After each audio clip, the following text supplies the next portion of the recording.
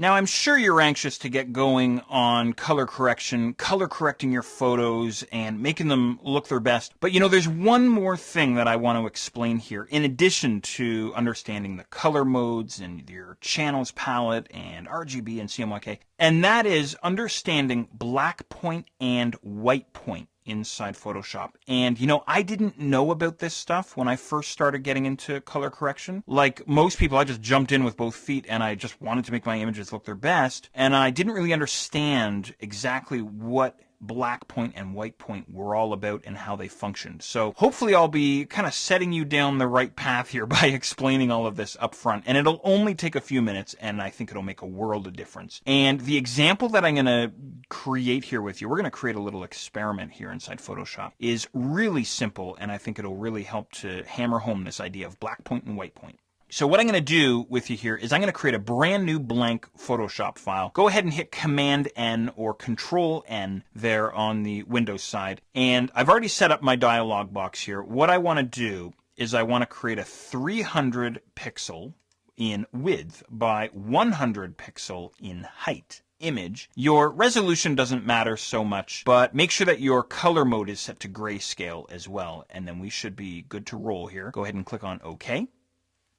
All right, I'm going to zoom in here just a little bit on my image. And the next thing that I want to do is I'm going to double click on my background layer, and I'm going to convert him to a regular old Photoshop layer, of course. And then what I want to do is I want to get rid of all of the white pixels inside my image. So I'm just going to hit Command A or Control A to select all, and then hit delete on my keyboard. That's all there is to it. Go ahead and deselect there. So now we have a document that is completely filled with the checkerboard pattern, complete transparency, of course. Now, next up, what I want to do is I want to create 3 rectangles inside the image, and we're going to fill these rectangles with different percentages of gray, and then we'll get Photoshop to show us the black point and the white point.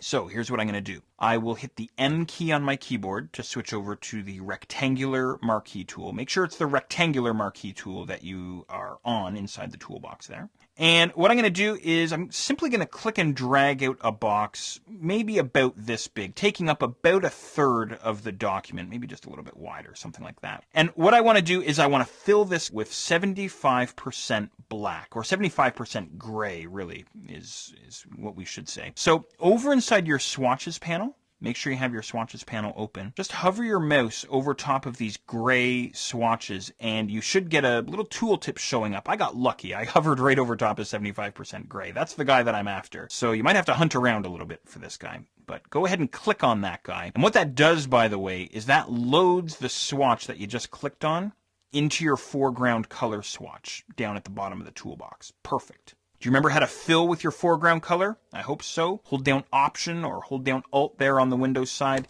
Hit Delete on your keyboard. Perfect. That's all we need.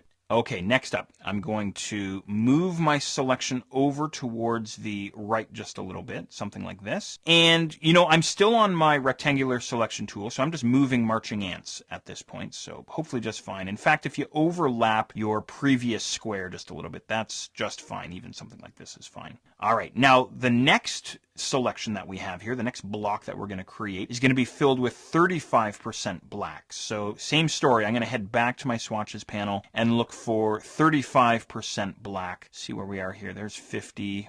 There's 35 on the top row. Single click on that guy. And then same story. Alt or Option and hit Delete on your keyboard. Perfect. Okay, one more to go here. I'm going to move my selection over. Something like this. Perfect. And this guy's going to get filled with just 10% black. So look for your 10% there inside your swatches palette. There he is, the second gray color swatch there. Hold down Alt or hold down Option and hit Delete. Okay, perfect. Go ahead and deselect. Now, just as a point of interest, I'm going to flip over to my info palette. Make sure your info palette is open. Again, you might have to head back to your window menu. And what the info palette does, by the way, is he gives us color information and different details about where our cursor is currently placed and what's sort of happening inside our document. So if I hover my mouse over top of the lightest block inside my experiment here, in the top left corner of my info palette, I have K, and I can see there that I have 10%. Now, I hope you have the same thing here. Now, if you don't, let's head to the Info Palette's option menu and then choose panel options, and make sure that your second color readout, let's do this together, is set to grayscale. So second color readout mode, make sure it's set to grayscale. Go ahead and click on OK. And now when you bring your mouse over top of that first color block, either in the left or in the right corner, but definitely in the top right corner, you should now see K 10%. Bring my cursor over top of the center block and it says K 35%. I'm looking in my info palette. And then finally K 75% for the right hand block. So what the heck is all this about anyway?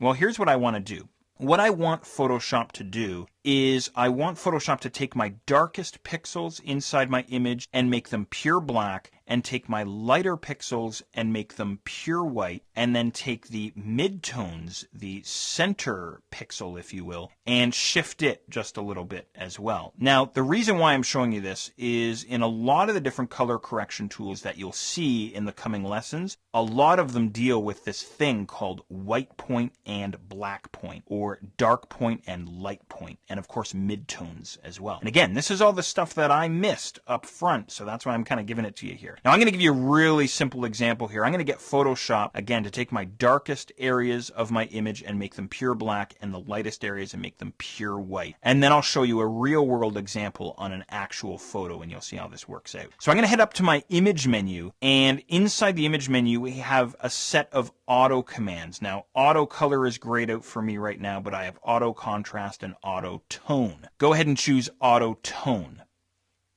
All right, now what happens is my darkest gray now became pure black. How do I know it's pure black? I hover my mouse over top of it. I move my eye up into my info palette, top right corner. It now says K 100%. So that is pure black. So it shifted the color. It shifted the dark point from 75 all the way to 100. So this is what we would call a shift in the black point, or a shift in the dark point, or a shift in the shadows. You could call it that as well. Over to the right-hand side of my image, and it's now shifted that from 10% all the way to 0. So it pushed all of the light-colored pixels from 10% all the way to 0. So it shifted the color in the opposite direction. And then as far as the midtones goes, it just shifted them a little bit. It went from 35 to 38. So really what's happened here is a shift in the black and the white, and also a little bit with the midtones. Now again, this doesn't make a whole lot of sense until we actually see black point and white point being shifted in real photographs. So let's do that next.